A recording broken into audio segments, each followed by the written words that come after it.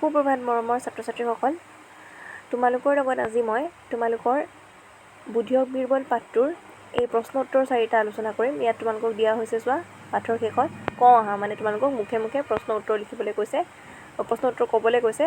কিন্তু এইটো পৰীক্ষাত লিখিতভাৱে আহিব প্ৰশ্ন উত্তৰখিনি, গতিকে তোমালোকে উত্তৰসমূহ মই কৈ যাম, তোমালোকে বহীত টুকি যাবলৈ যত্ন কৰিবা। প্ৰথম প্ৰশ্নটো হ'ল আকবৰ কোন আছিল? ইয়াৰ উত্তৰ হ'ব আকবৰ দিল্লীৰ বাদশ্বাহ আছিল।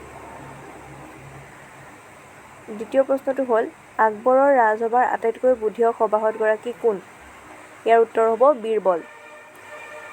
তৃতীয় প্ৰশ্নটো দিয়া হৈছে বীৰবলে ৰেখাডাল কেনেকৈ চুটি কৰিলে? ইয়াৰ উত্তৰত তোমালোকে লিখিব লাগিব বীৰবলে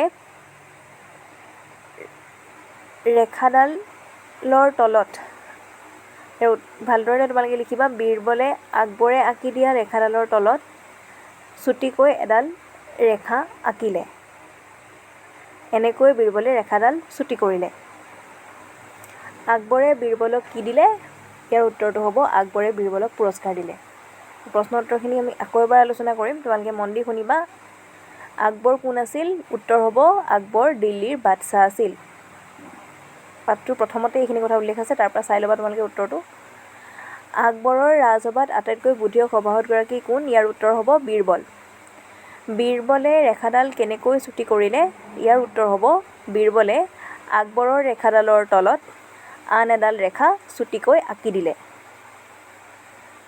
বা টানি দিলে। চতুৰ্থ প্ৰশ্নটোৰ উত্তৰ আকবৰে বীৰবলক কি দিলে? ইয়াৰ উত্তৰ হ'ব আকবৰে বীৰবলক পুৰস্কাৰ দিলে। তোমালোকে এই প্ৰশ্ন উত্তৰখিনি বহীত টুকি ল'বলৈ যত্ন কৰিবা। কিতাপত বিচাৰিলেও তোমালোকে উত্তৰখিনি পাবা, আৰু বহীত টুকি প্ৰশ্ন উত্তৰখিনি লিখি মোক গ্ৰুপত ফটো চেণ্ড কৰিবা। আজিলৈ ক্লাছটো ইমানতে সামৰিছোঁ। ধন্যবাদ।